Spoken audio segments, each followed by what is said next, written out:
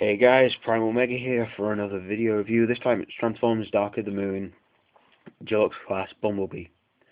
So as you can tell, he's got the same basic colour scheme that any ordinary Bumblebee has. The yellow, but with recently the black stripes, obviously. What's different from the last one? Paint job wise, the stripes on the roof, the stripes here were different, and he didn't have a spoiler, or black on the spoiler because he didn't have one. The car is actually quite different. This is basically a whole new mold, really, with ideas taken from the Hunt for the Decepticons one, the Deluxe Bumblebee, which I don't have in vehicle mode at the moment. What I can tell you is this guy is smaller. He's quite a bit smaller, and not as smaller in vehicle mode, but quite a bit shorter in robot mode. But I don't mind. Bumblebee's meant to be one of the smaller ones. It's about time we got a midget Bumblebee instead of these oversized ones. As you can see, he's got a little fin there. He's got his mech tech port on the top, the spring-loaded one, so he's got his mech tech weapon here, which is quite cool. I will find a way to make it lock one day. It's got a cool scope there, stuff like that. So just plug that in the top there, and you can have him like now Bumblebee to drive by. So it's quite cool. So you can take that off. Like I said, I don't really have any Bumblebee vehicle mode comparisons, but what I do have from my last review is the Hunt for the Decepticons Optimus Prime, so I know, take what you can get from that. He's smaller than a Voyager. I know, pretty strange for a deluxe figure, eh? So yeah. As I don't have any... Oh yeah, he rolls pretty well as well. He has the Camaro is an SS. It's finally been confirmed on the actual car, Camaro SS. A nice Autobot symbol on either side, so it's pretty cool.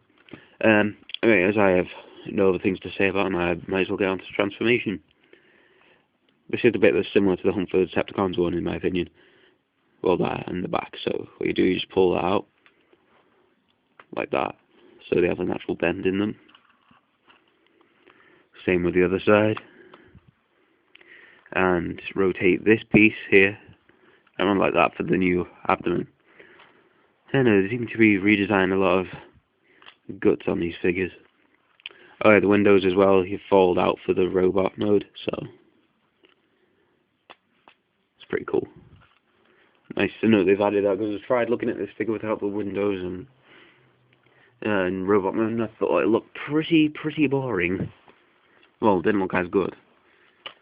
So, separate these back here, which will obviously, as they have on every Bumblebee, become the legs. Untap this bit. Fold it up like that. And this is where it's different as well with the legs. You've got to... Actually, might as well get the arms out first. So, like I say, actually the whole top part of the body is originally like the Hunt for the Decepticons Bumblebee figure, so fold his arms out, put the hands out, which are virtually, they are exactly the same, they just don't, they can't go as wide as the Hunt for the Decepticons one.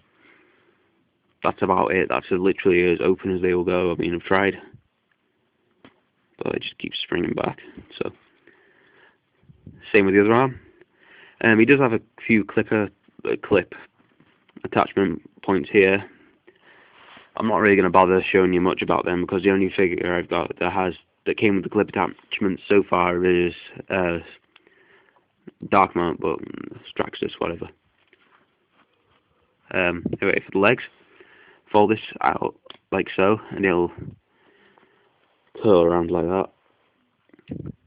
One thing I'm actually surprised about that they didn't keep with the whole mold, they got rid of the automorph in his leg, so if you see what I mean, just like that, and you have to push the rest of this up. So there's no spring there. I've checked. I mean, you can move this freely back and forward, and that still stays there. So actually, I'm not disappointed about it. I'm just surprised they got rid of it. But still, same on this side. Get rid of the. Well, don't get rid of it. You want to keep it. It's there in the film, isn't it? Lift this up, stuff like that. Then what you want to do is rotate this piece down and it will actually tab into there.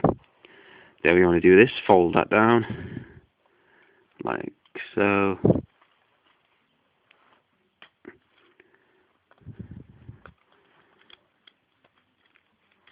and fold this on top of that like so, and there you have a pretty awesome looking, in my opinion, Transformers Dark of the Moon Bumblebee. So here we go. Oh, just to show you what I mean, there he is with the windows up, windows down. See what I mean? It's not as good.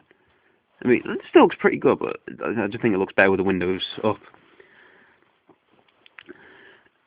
So there he is in robot mode, like I said. He does have a couple of mech-tech ports on the side of his arm as well, so you can plug his gun into them. So here he is again. There. Just attach that there.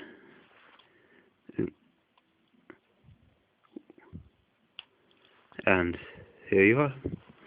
He's got a pretty good range of articulation. I'm not really going to go into it because it's basic Bumblebee articulation, man.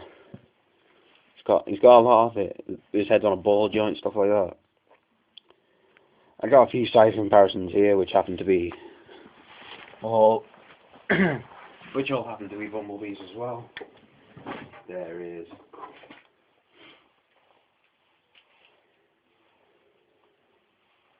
There happens to be Revenge of the Fallen Bumblebee here. There is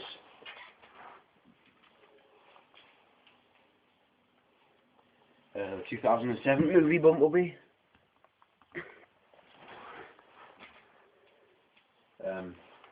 Both of the 2007 movie Bumblebees. I'll just get this one to stand straight.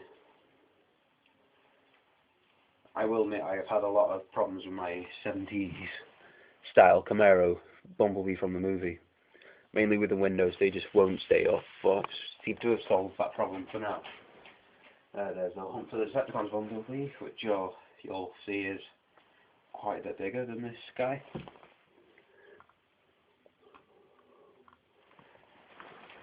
And there's a couple more. Don't worry, just 2 more.